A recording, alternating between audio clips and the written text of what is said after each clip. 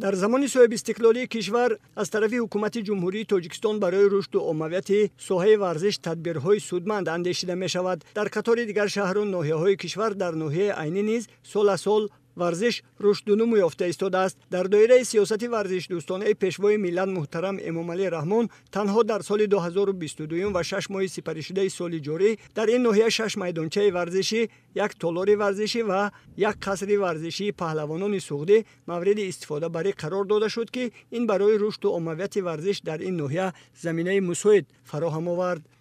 پیش از همه مینداری خود و مردم دیار رو اولا به پیشوای معظم ملت پرزیدنت کشور محترم امامعلی رحمان میرسانم که سال به سال برای رشد ساحه ورزش و ترغیب طرز حیات سالم در جامعه سهم باسزایی گذاشته ایستادند.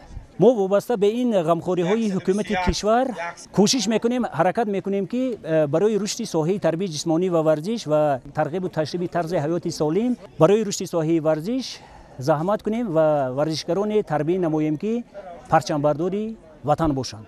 این زمان در ناحیه عینی 63 میدانچه ورزشی، 26 تالار ورزشی و یک ورزشگاه فعالیت دارند که در آنها ساکنان به ورزش و تربیت جسمانی مشغول می شوند و در برابر این در اینجا مسابقه های ورزشی گذرانیده می شوند. در مکتب ورزشی ناحیه عینی 20 نفر مربی با 350 نفر ورزشکار از روی نمودهای فوتبال، والیبال و بسکتبال، جودو، گشتین ملی، گشتین طرز آزاد، ورزش سبک، بادمینتون و کیک باکسینگ تمرین می‌دهند. بنیاد انشاءات‌های زمانوی ورزشی امکانیت فراهم می‌آورد که ساکنان ناحیه با ورزش مشغول شده ملکه و مهارت خود را بالا بردارند و در مسابقه‌های بین‌الخلقی و جهانی اشتراک نموده تاجیکستان محبوب را معرفی نمایند.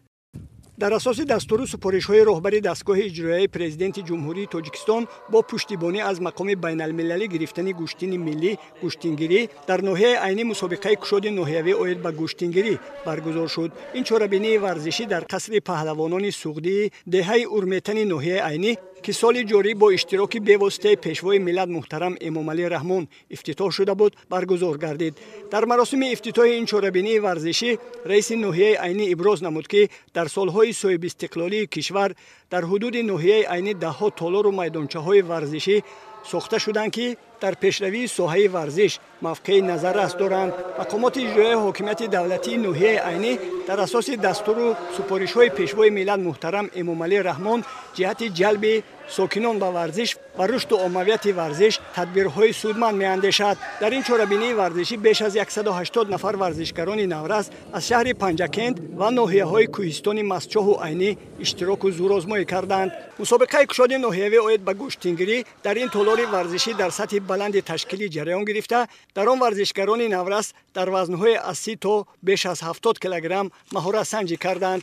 بعد زورآزمایی‌ها حکمان بهترین ورزشکاران را معین نموده غالبان و جایزه‌داران را با مدال و افتخارنامه و تحفه‌های خاطروی مقامات اجرایی حاکمیت دولتی ناحیه عینی قدردانی نمودند.